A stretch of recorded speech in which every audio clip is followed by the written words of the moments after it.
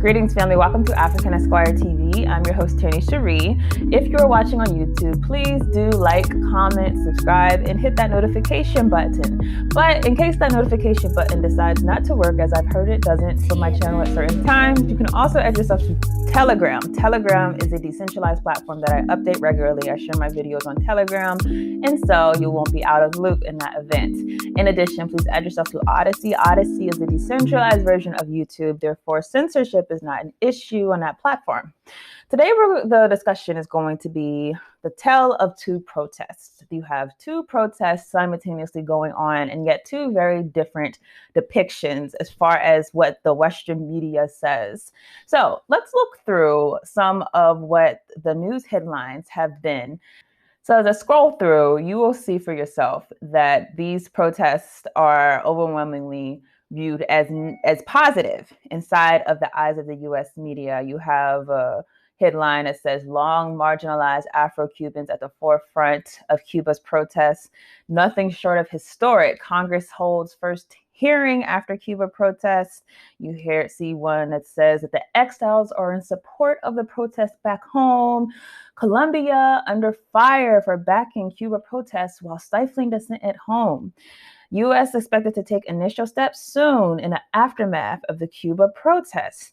Cuba to prosecute people detained during recent protests. So overwhelmingly, we see that the image that is being depicted by the media is that these protests are legitimate, that the people are protesting rightly, and that the government is not legitimate, and that the government should kind of be toppled, although they're not saying that fully because they know better. Now, compare that to the depictions this past week as far as the protests in South Africa. South Africa's Ramaphosa calls for unity amid wreckage of unrest. More than 70 killed in South Africa protest after former Jacob Zuma leader is jailed. Death toll rises to 72. Enemies of democracy behind South Africa's protests. That's what the president says. South Africa protests intensified. Companies shut down stores in the face of violence. South Africa arrested 28 people and a highway closed over pro-Zuma protests. So again, a very different image, I think, if you look at how the protesters are being painted inside of these stories versus the stories in Cuba. The stories in Cuba, these are legitimate protests. These are people who are fighting for democracy. The government's going to help them, the United States government. And yet, if you look at South Africa, the story is very different. These are people who are enemies of democracy. These are people who are just violent, and there's no real analysis of the same questions that are being asked of the Cuban government. In Cuba, days of dissent with chants of liberty and freedom sweeping through the streets of Havana and other cities. Stones thrown at police and dumpsters overturned. The rarity of this type of protest in the communist country still sinking in. As 90 miles away in Miami, families protesting again overnight, fearful of how the Cuban military might respond to loved ones back home. The situation is dire in Cuba. I mean, literally, the government is trying to cut off communication from the outside world so people don't see the brutality of the situation. A generational economic crisis, coupled with record COVID numbers and a lack of vaccine, has fueled demands for ending Cuba's 60-year dictatorship. The country claims to have multiple vaccines, but won't share its research. Some Cuban-American leaders pleading for American intervention. Please do not abandon the Cuban people. Support them decisively. President Biden can fix what Kennedy broke. President Biden's response, one of solidarity, though he steered clear of requests to intervene. We call on the government of Cuba to refrain from violence, their attempts to silence the voice of the people of Cuba. Cuba's leader, Miguel Diaz-Canel, blames the U.S. embargo for the country's ills. They simply are not hearing the voices and will of the Cuban people. Maria Figueroa fled Cuba at the age of 13 and says the time for change has arrived. I don't care if you've been here 5 years or 60 years.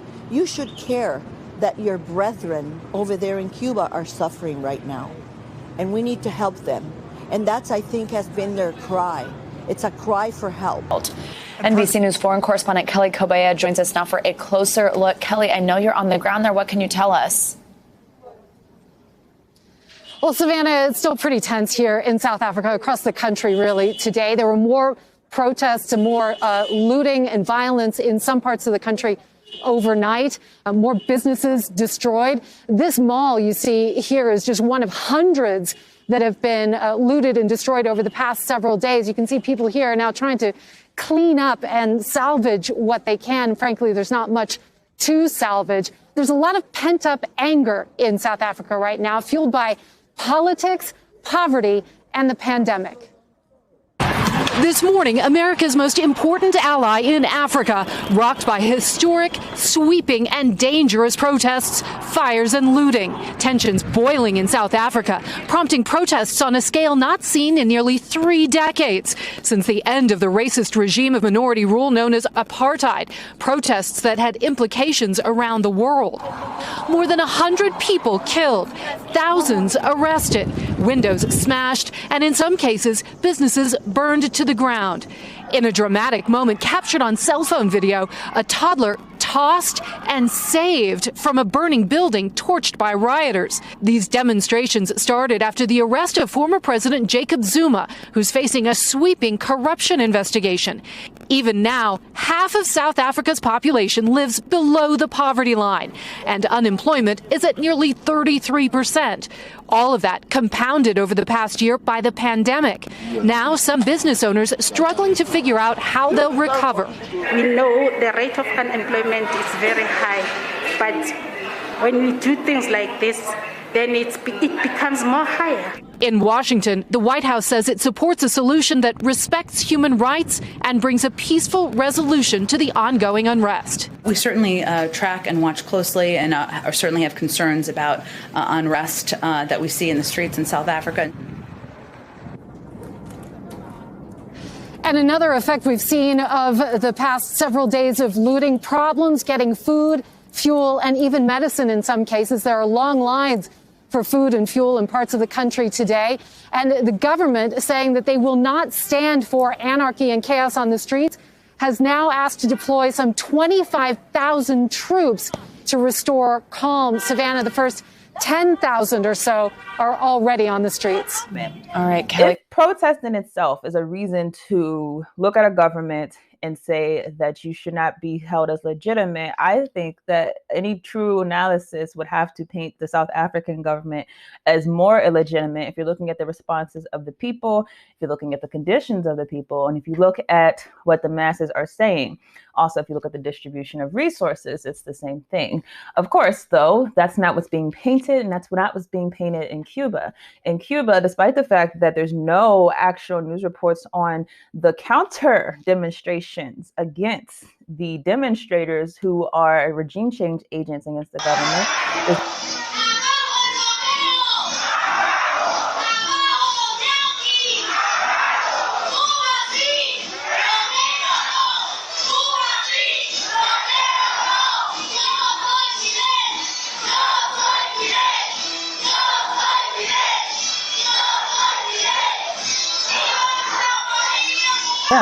and not only that, their protests, which have been violent in many instances, are depicted as heroic, depicted as laudable. They have to be protected. Clearly, there's an agenda here. So I think this is a good opportunity for us to just take these case studies and understand how the U.S. media depicts different protests in order to support their own interests. So with that, let's go to an article. It says, Western media fits label of propaganda. All articles will be inside of the description today.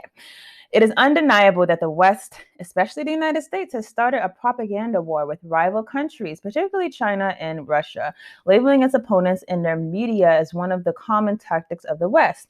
For example, the Global Times is often labeled as China's nationalist tabloid, and Russian media outlets RT is smeared as pro-Kremlin or pro-state. Or state control, rather. Recently, it's noticeable that certain Western media outlets are becoming more and more like the so-called state media.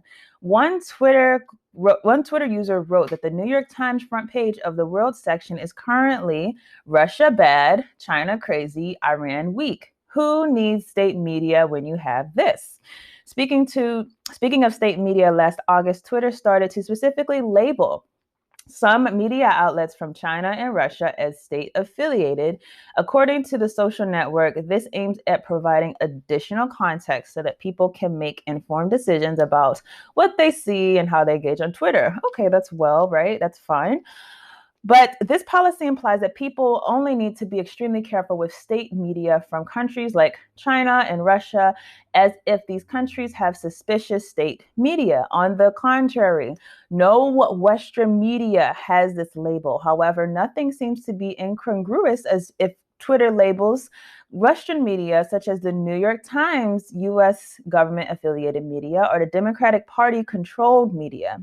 Such labels could explain why media has been biased in many reports. Then when they say that they're objective and fair, it's clear that they have strong political orientations and bias. Let's look at the Voice of America. This is a U.S. media group that is funded by the United States government through the U.S. Agency for Global Media, according to its official website.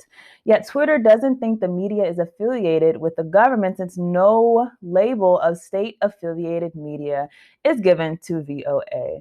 So this is very important to understand, that the media inside of America, even whenever they are consistently going with the government, even when they are consistently supporting the government's narrative, they're not labeled state-controlled media.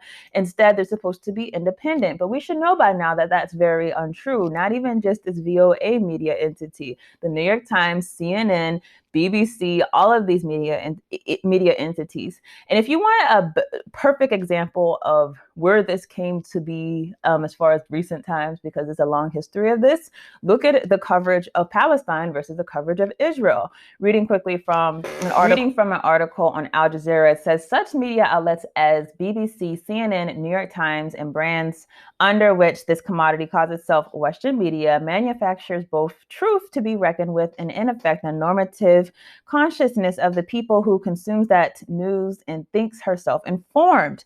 Take a look at any of their coverage. Show a close-up of Palestinians, fists raised and open mouth and angry faces and flags raised. They are threatening, aren't they? Violent, dangerous, menacing.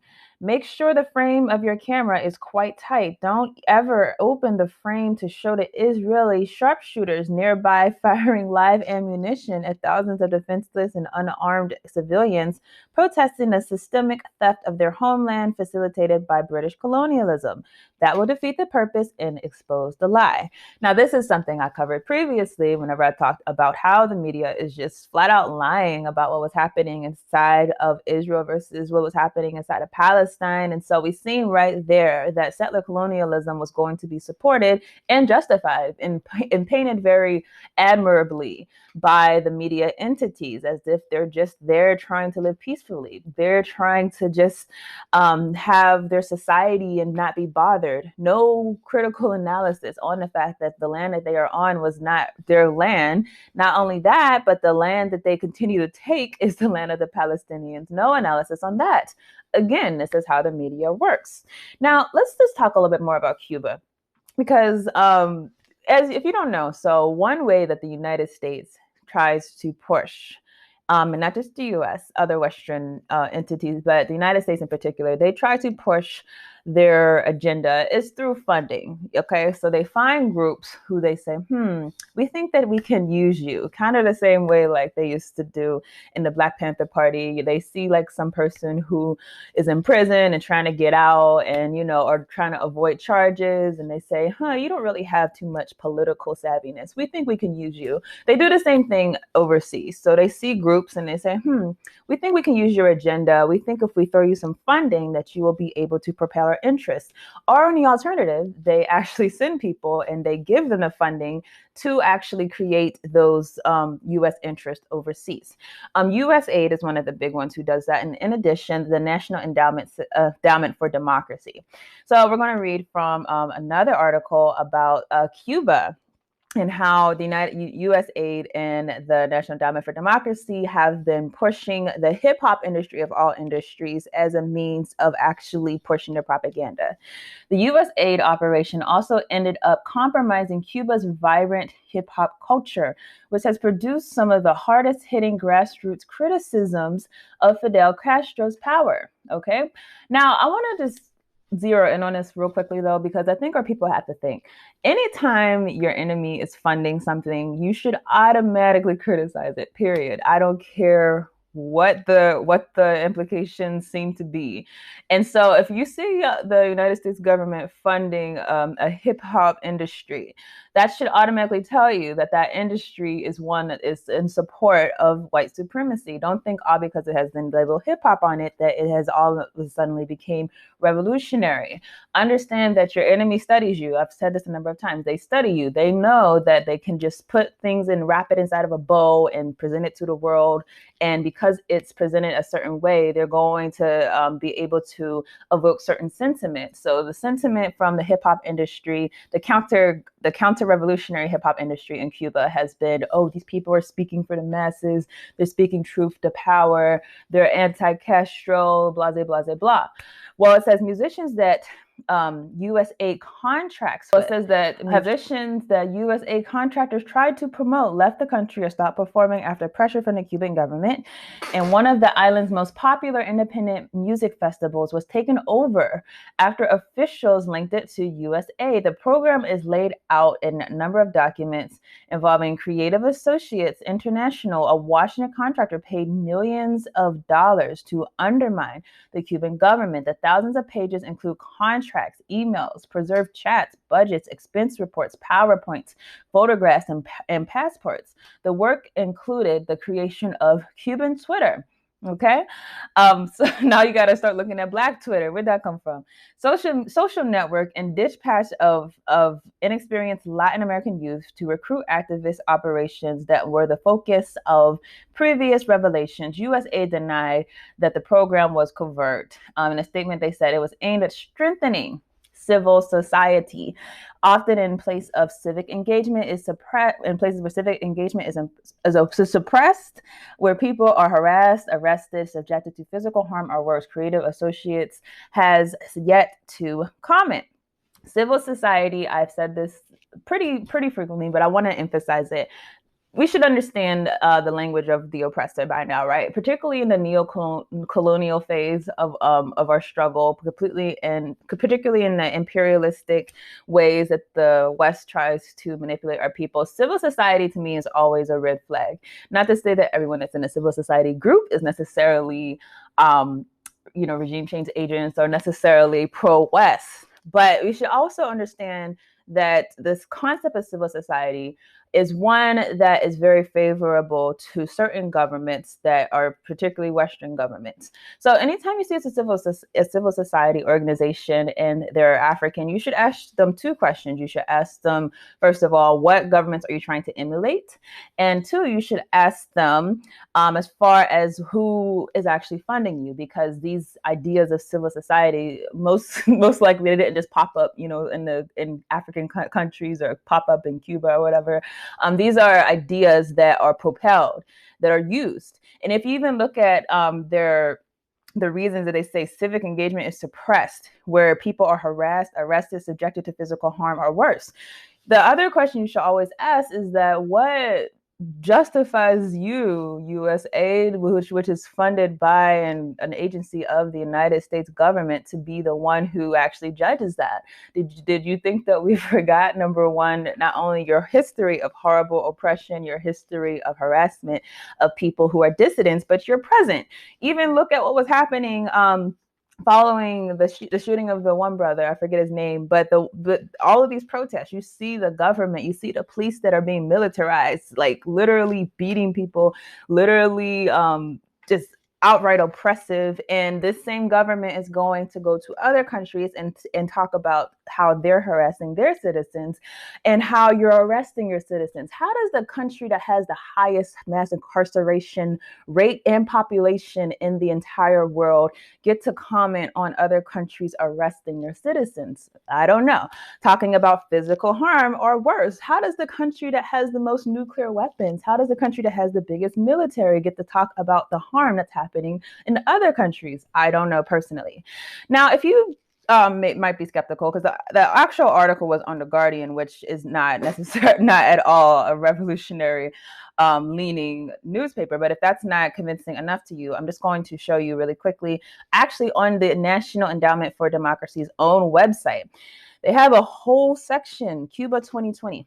Now, you should flip through this website one before you even, just regardless, you should flip through it because I think it shows a number of things as far as how they masquerade imperialism, how they use certain things, certain language. So, for example, they said empowering Cuban women to reduce gender-based violence. Well, of course, we are against gender-based violence, but if you're wrapping it up inside of imperialism, then that becomes very deceptive. That makes people think that their purpose is not to topple a government. Their purpose is to help women, but we know better, right? Also, they say fostering a plural of information space in Cuba. Oh, information is good, right? Independent thinking in Cuba. Independent thinking, that should be good, right? Like, just scroll through these and just see how it actually works. It's very fascinating. But we're going to focus in on a particular part. If you look at how hip hop has been a vehicle, they actually say empowering Cuban hip hop artists as leaders in society. To empower Cuban hip hop artists to promote citizen participation in social change, the group will carry out workshops, cultural exchanges, and artistic events during its hip hop summit in Colombia. It will promote South-to-South collaboration to invite artists around the world to share their experiences of social transformation. The organization will mentor artists and provide technical capacity to strengthen their work. The group will also raise awareness about the role of hip hop artists have in strengthening democracy. Now, I want to just think logically. If you are a country that just had a revolution, and obviously the big problem is actually re-educating a people who have historically been leaning towards individualism and capitalism, private ownership, to actually be brought into a society where you have communal ownership. That's a big problem whenever you look at these messages that are constantly being pushed, not only just through the National Endowment for Democracy, but also through the media. Look at Hollywood movies, all individualism, all the sensationalism of people who get rich, people who are the one person who's going to save everything. Look at the news media, constantly throughout Hollywood. They are constantly throughout CNN. You see glorification of people like Jeff Bezos. Oh, Bezos just went to space. That's something that's positive, right? This is what you're working against if you're a independent, liberated country that's trying to move your people forward and bring their living up to standard. So logically, you can't allow these types of people to have free access to your population, particularly when you're trying to push for a political education.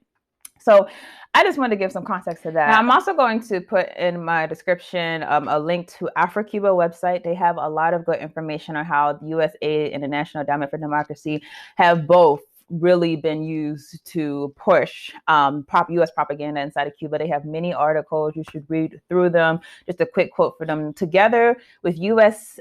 aid and the NED, they have functioned as an instrument of U.S. government democratization over the past 2 decades. Whereas U.S. aid was an agency of the State Department, and NED is a nonprofit, but funded almost entirely by the U.S. government. Since 1982, when Reagan launched what he called a crusade to foster free market democracies and spread neoliberal version of marketplace, both U.S. aid and NED have channeled U.S. government development and public diplomacy funding into democratization programs of international institutes of the Republican and Democratic Party, the AFL-CIO, and the U.S. Chamber of Commerce, as well as a wide range of institutes, political parties, and non-governmental organizations abroad. So please read through. They have very interesting things on their site. I'm pretty sure that you can kind of see right now that the United States clearly has an agenda as far as how they're going to depict anything about Cuba. They're going to do anything that they can to undermine the socialist country. They're going to do anything that they can to infiltrate using non-threatening means. So they'll infiltrate with pro-democracy means or pro-human rights means and pro-open information. These are the ways that they navigate that situation, all for the purpose of delegitimizing the Cuban government. Now look at the contrary treatment that you see happening to the government of South Africa.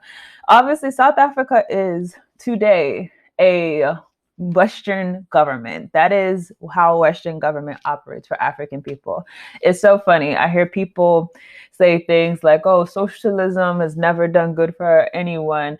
To give me an example where capitalism has done good for anyone. I can give you examples of how socialism has, but give me an example of how capitalism has done well for African people in any instance.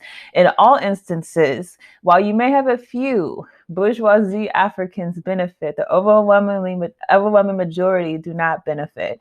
And so what's happening in South Africa, that is democracy. That is capitalism. That's how it operates. Now, because the media has every incentive to protect capitalism, which is upholded through Western democracy, they have to do whatever they can to kind of paint this narrative that what's happening in South Africa does not challenge the government's authority, that what's happening in South Africa is not a legitimate form of protest, or that the people's outrage is not legitimate. They have to quiet those voices.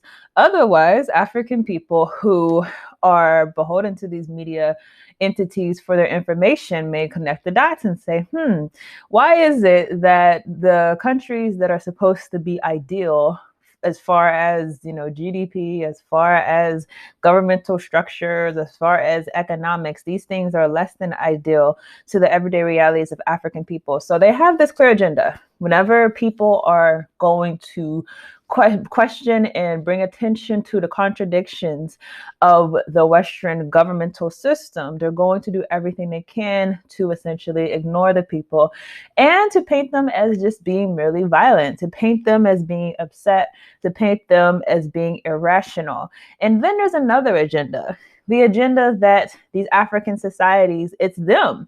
They're the ones that are messed up. They're the ones that can't get this democracy thing right. They're the ones that F up capitalism. This is the thing that they're trying to teach.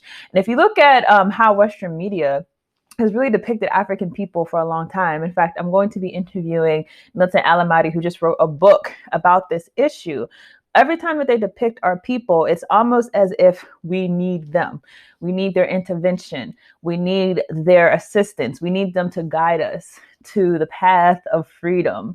Let the craziness soak in. The people who enslaved you, the people who colonized you, the people who have continued to pillage your homeland. Those are the people who are going to guide you to freedom.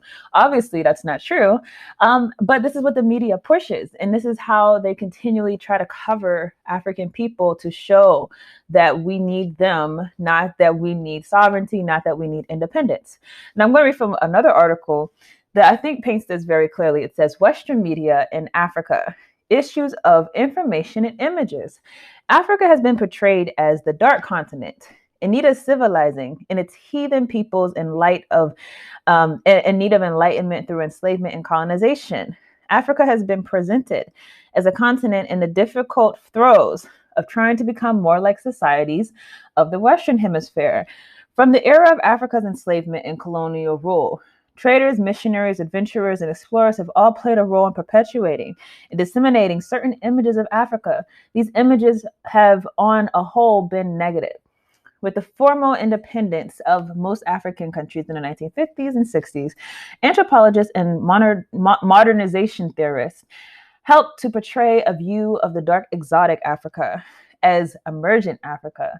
The 1970s saw an image of dependent Africa, advocated by the dependency theorists to use the concept and theory of dependence in analyzing Latin America to understand Africa's underdevelopment. While 16th century to 19th century colonial administrators, missionaries, and merchants were largely responsible for disseminating ideas about Africa, today this dissemination is carried out by various forms of print and electronic media, newspapers, television, radio, and internet.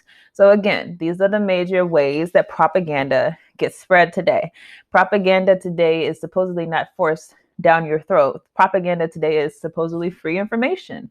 But of course, we're going to have powerful media entities that are the ones that are more in a position to provide their version of events. And we're going to flood the airways to make sure that by all means, you're going to first encounter CNN before you encounter a smaller publication. You're going to see a CNN headline before you see Democracy Now! You're going to see CNN before you see RT. You're going to see CNN. Like, this is how they work. It says misinformation about Africa has been a growth industry in the West. A vocabulary of metaphors is used in describing Africa. For example, black on black violence is a euphemism the Western press used in writing about South Africa in the 1980s, yet British journalists do not report on white violence when the reporting conflict in Northern Ireland. Most Westerners have never visited Africa, may never visit the continent, yet there is a particular image of Africa in the Western mind. When one is asked to think of Western images that come to mind when thinking of Africa, the overall mental images are of primeval irrationality, tribal anarchy, hunger, famine, civil war, managerial ineptitude, political instability, flagrant corruption, and incompetent leadership. Think about some of the major voices who we hear constantly. Who are the voices of Africa? What do they say? They say these things. They say, oh, it's corruption. Oh, we need better leaders. Oh, we need this and we need that. And little emphasis is put on the system that creates that corruption, the system that puts those leaders into position, the system that has caused that instability. To me, I also don't understand how you have criticisms such as hunger, but no commentary on how the food in Africa, there's plenty of food for people, but it's controlled by these centralized corporations who export the food cheaply to Western countries, even while the people are starving. These are the contradiction of capitalism, people. Capitalism allows you to starve in your own country. Meanwhile, you people are selling your who have mass agricultural abilities are selling the food that your country produces to the West cheaper than they would ever sell it to you. These mental images of Africa have their deep roots in a historical relationship of slavery and colonialism. It was a relationship that defined Africa and Africans as culturally, intellectually, politically, and technically backwards and inferior. These ideas continue to permeate the perspectives of Western journalists, editors, academics, and academics adopt when they write about Africa. Now, this is a very key point because if you think about, for example, how the Haiti protest was depicted in the media, you had so many people, hundreds of thousands, I'm pretty sure, people out in the streets of Haiti mobilized like I've never seen a protest mobilized before. And how does this just get swept under the rug whenever Haiti is so close, in proximity to the United States? And also whenever Haiti is already a country where the United States has installed their own government. Now, also consider the fact that the media doesn't use the protest to say that something's wrong with the United States installed government in Haiti, as they're doing in Cuba. What the media does is they twist this narrative. They say that, well, that's happening in Haiti. It's not really, it's not that the government's wrong. There's just so many elements. The people are just poor. The people, they need help. They need assistance. They need humanitarian assistance. There are these gangs that are terrorizing the people. The people are upset over that. So think about how they twisted that narrative. These people are rising up very clearly against the United States installed government. In the media, they twist it and they depict it as these people are crying for help. This is how the media works. Read some of this. It says, one quote, Africa is so much without hope that it is difficult to believe that it can help itself. If Western countries had the will, they could recolonize the continent which they left in such a haste. The Japanese and the Germans could run Africa using the British as professional ex-colonists as their official agents. That was in the Spectator. That was inside of the Independent, an article called Weep for the Lost Continent. So this is how they actually think. One said, this is in the Spectator, Paul Johnson said, what the third world needs is a new form of imperialism, altruistic, internationally supervised, efficient, and tough-minded, the factors which will permit the revival of colonialism are in place. So again, same logic. We see what's happening. We see the havoc that this system that we put in place is causing. And we're not going to analyze the system. We're going to flip the narrative and we're going to make it so that Africa's backwards and they need our help. Let's read another one. Patrick Marnham says, he wonders whether Africa can ever be governable, and claims that in Africa, no known system of government works, while Robert Kaplan warned U.S. government officials of an impending anarchy of social disease, environmental decay, population explosion, civil war recommencing inside of Sierra Leone and embroiling the 21st century. Calling for recolonization of Africa by Western media and academic community is an alarming and highly dangerous trend. It is a view that is nonsensical and is also patronizing and racist. It is an analysis which seeks to blame the victims and deflect any focus of the role Europe has played in the bloody mess. Absolutely true. What I wanted to do in this video is present, like I said, a tale of two protests so that we understand how the media is very much complicit in the situation that we experience. Again, to emphasize how the media will pick certain protests that have nowhere near close to popular support as far as people on the ground and make that the headline in order to justify intervention or regime change. But then on the other hand, how the media will downplay other protests against the white supremacist system that they've created in order to justify their continual systematic presence inside of these countries. Now, the takeaway for African people is, number one, we should always know that anything that is supported by your enemies as far as information, you better question that thing. You better actually look at what they're trying to tell you. You better examine the message, even whenever the message is favorable. This is something I've learned very much on this channel. There's times where I just read articles and I'm like, oh, okay, well, this is the only article I can find, so let me report on this article. Then later down the road, I might find out, oh, this person was actually trying to push this agenda. This is a real struggle for our people. And to me, this is why we really have to have independent, decentralized means of actually communicating, because we should also understand that even social media has been complicit inside of this. I remember, again, going back to the Palestinian and Israel protests, so many Twitter accounts, like when it first started, people were posting all these videos of Israeli forces committing atrocities on the Palestinian people. Very short after, these just disappeared so that the information stopped coming out. No, they were being silenced. Some things happen similarly on YouTube. So there's really a problem wherever we rely not just on the big media entities, but we rely on platforms to do the right thing whenever they are very much complicit with the governmental structure and are built to ensure that those big media companies have the privilege and advantage whenever they're pushing out information. So again, don't trust, number one, the things that are being put out by your enemies. Make sure that you're questioning whether or not the colonial entities that oppress our people are somewhere in the background. Don't be afraid to look at who's funding different people. Look at, I posted in the description a link to the NED website. Look at how they operate. Look at what types of groups they promote. Don't just look at this as so far as media. Look at this as far as organizations that are said to be of the people. Are these organizations pushing for reform or revolution? Those things are very different. Reform continues the system inside of a repackaged brand. Revolution destroys the system in place of one that is completely different and where the interests have transformed.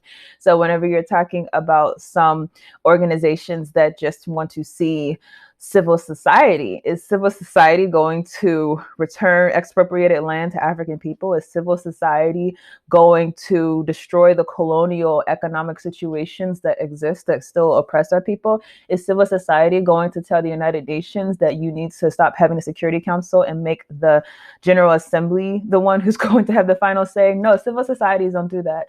Civil societies will use issues that you might agree with. You might agree with some of the issues. Like I said, the NED, they fund things like gender violence. They fund societies with initiatives against gender violence, with initiatives against freedom of information. These are things that you might support. Yet, how easy is it to lose sight of the fact that the people who are pushing these as being central issues are unwilling to confront the thing that is ultimately at play, that is the imperialist system that has kept all of us handicapped. It doesn't matter whether or not you can speak freely or not, you're still handicapped by this imperialist system equally as the same as someone who is handicapped in Cuba. So it's just important for us to understand the agenda behind these entities. And number one, first and foremost of importance is that just make sure that you're connected with people, not just inside of your locality, but Africans throughout our experience. The more you become connected, the more information is available to you. Our people historically did not survive off of social media. Our people historically did not survive off of even regular media entities. Our people historically have survived off of storytelling and communication. So the more that we communicate our struggles with our African brothers and sisters, the more that we'll be able to be truly in the knowing of what is actually happening with our people. And the more that we also understand how imperialism operates, the better analysis we'll have whenever these spontaneous uprisings show up, and then all of a sudden you see these black hip hop artists who are being paid by the NED, the spokespersons of the movement. When you understand how imperialism operates, you understand how easy it is to scapegoat their interests with people who look like you, people who talk like you, people who use your mediums of communication. So all of these things, I would say, are things that we can take away and ultimately continue to support the sovereignty of countries like Cuba, the sovereignty of countries like Zimbabwe, the sovereignty of countries like Venezuela. These are countries that are under siege, not because of anything that they have done to their people, but because of what they've done to the US and European capitalists by saying, no, you cannot have control over our lands. Why do you need control over a small island like Cuba, a small country like Venezuela, a small country? Like, why do you need control over these countries whenever you already have control over the world? Well, they need that control to ensure that there's no precedent of resisting imperialism and to ensure that the continual adherence to the imperialist system remains intact, because they do not want this to inspire people, especially as we're getting more hungry, as we're getting more disenfranchised, and our population is growing as a people who are inside of that position. So these are my thoughts on this issue. I hope that you maybe got some sources that you want to investigate more. I know I did, just doing research for this video. So I'm just here to share my information as I uncover it as well. Thank you all for watching, and I will see you all in the next video. Hey family, this is Tierney Cherie. I'm here to make an announcement that I'm very, very excited to make. I'm excited because I really think this is something that is important for our people. Otherwise, I would not have devoted so much time and energy towards it. So I finished my first book, and the book title is Fostering False Identity, the Child Welfare System's Design of Social Control of the Black Family. Now, why is this book something that I think will be very important for our community? Well, number one, it's dealing with the system of white supremacy, particularly the way that the system has targeted our children. If you don't know, our children are literally our future. Without our children, we have no future. And so understand that the system is very crafty when figuring out what to derail first. And to me, it's no mistake that the system particularly went after the Black family. If you look at what happened whenever we were enslaved by this system, and continues to go after the Black family, continues to go after Black children, continues to try to villainize African parents. So for that, I wanted to particularly talk about this subject. Now, the other thing that the book will deal with is our African identities. Why is it that our African identities are a threat to this system? Why is it that whenever we want to identify ourselves as being African, we get so much drawback inside of the Black community? I think a lot of us are not aware of the history of assimilationist thought inside of our community, this idea that we have to be close to white in order to be accepted. And so that's another subject that we delve into in this book. So I'm hoping that anyone who is, obviously, if you're a parent, a Black parent, and you really want to understand why it is that these systems are going after your children, I encourage you to read this book. I hope that it will arm you with a lot of knowledge and a lot of foresight, not just about how to protect your own children, but how to organize in your community, because that's really the purpose of the book, is to say that we have to organize among ourselves in order to protect ourselves from this white supremacist system. And then obviously, if you're an organizer in general, this is something that I think is important for you to read, because like I said, this is a subject in the Black community that we just don't discuss enough. Child welfare is not something that is going to get enough attention. People obviously will organize them around other causes, but this is one that is really important that I feel like we have to pay more attention to.